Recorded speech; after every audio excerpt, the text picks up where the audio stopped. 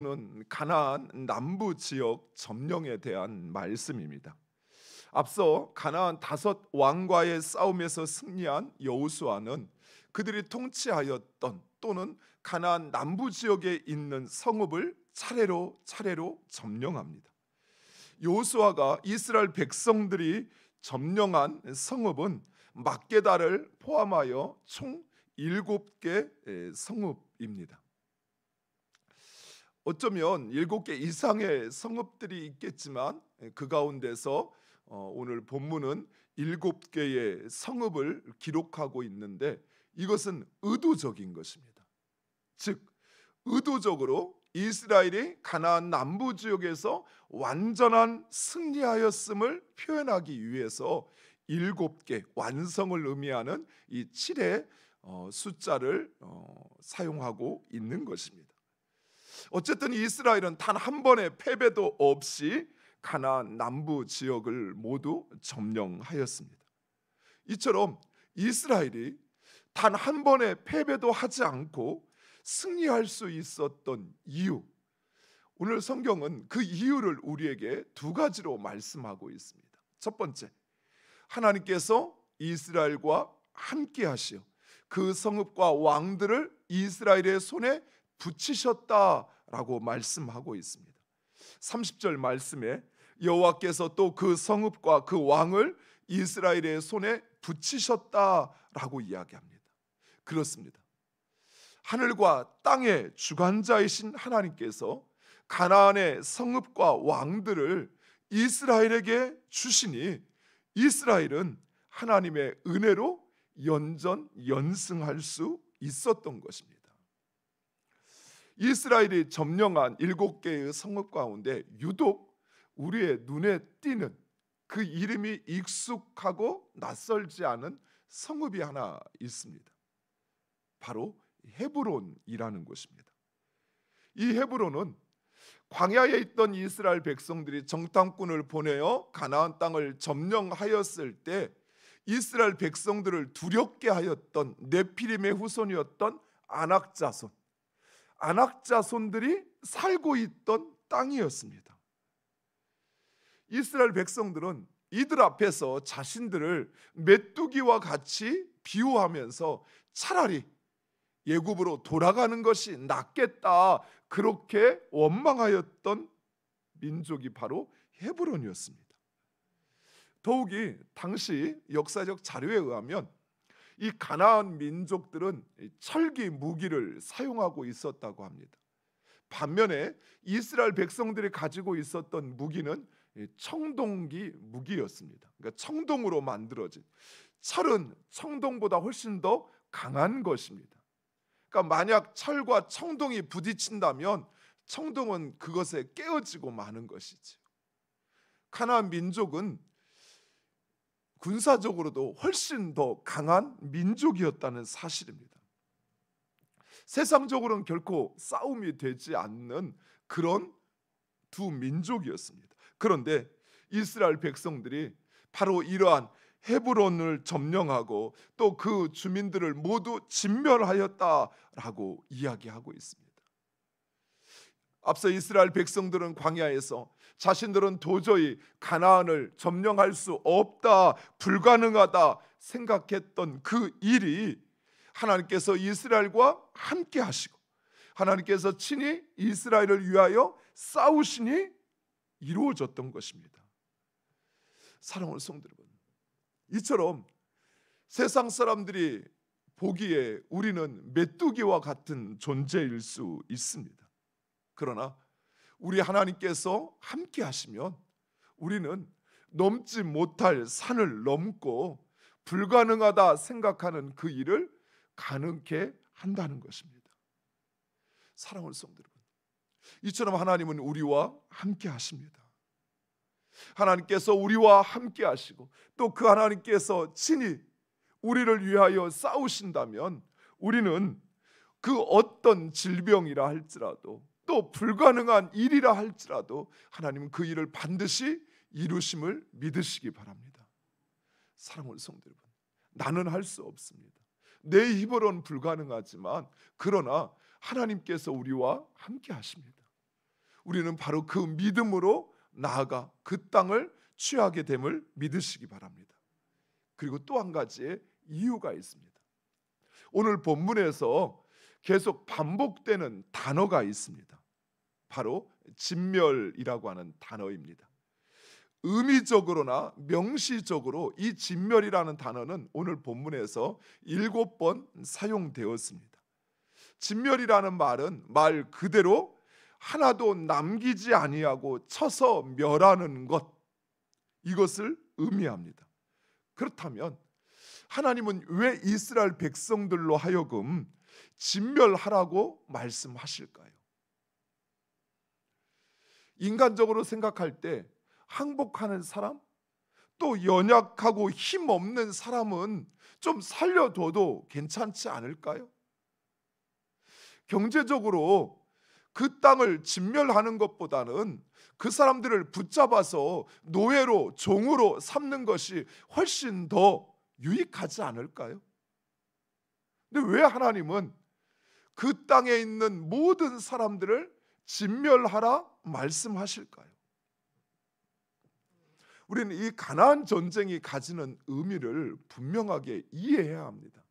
그렇지 않으면 세상 사람들이 너희가 믿는 하나님은 너무 잔인한 하나님이다, 니네들 이슬람을 욕하는데 너희 하나님은 이슬람 못지않은 그런 자랑무도한 하나님이야 라고 하는 세상의 비판에 우리는 아무 말 할 수가 없습니다.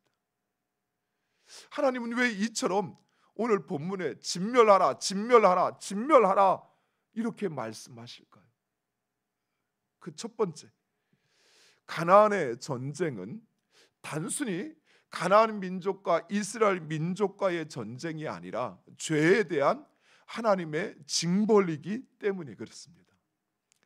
레위기 18장에 보면 이 가나안 땅 민족이 범하는 죄악에 대하여 이야기하고 있습니다.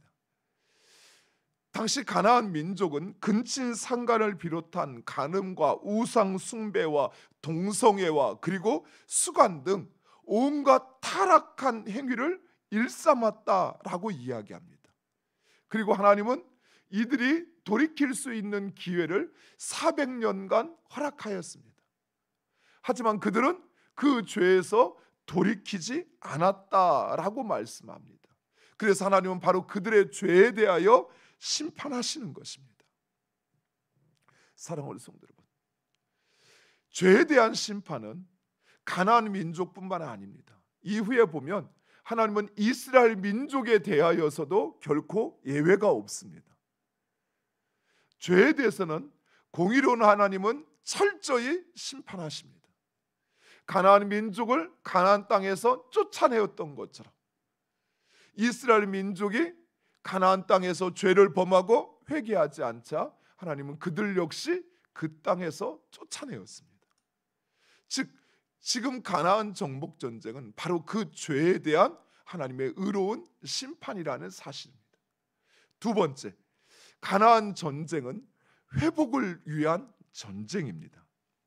오늘 본문에 진멸하다라는 단어와 함께 사용된 단어가 있습니다. 그것은 바로 바치다라는 말입니다. 진멸하여 바치다라고 되어 있습니다. 35절과 37절, 39절, 40절 모두 진멸하여 바치다라고 이야기합니다. 즉 가나안 정복 전쟁은 단순히 정복 전쟁이 아니라 하나님의 거룩한 전쟁입니다. 그래서 진멸하여 하나님께 바침으로써 가나안 땅은 하나님의 거룩한 땅이 되고 하나님의 나라가 되는 것입니다. 이로써 가나안은 더 이상 타락과 저주스러운 땅이 아니라 창조의 목적, 하나님께서 이 땅을 창조하셨을 때 본래 가졌던 그 하나님의 말씀과 은혜가 충만한 땅, 즉 젖과 꿀이 흐르는 축복의 땅이 되었던 것입니다. 즉 이스라엘은 가나안을 정복하여 그 죄와 사망을 깨트리고 하나님의 나라, 하나님의 백성으로 이 땅을 회복시키고 있는 것입니다.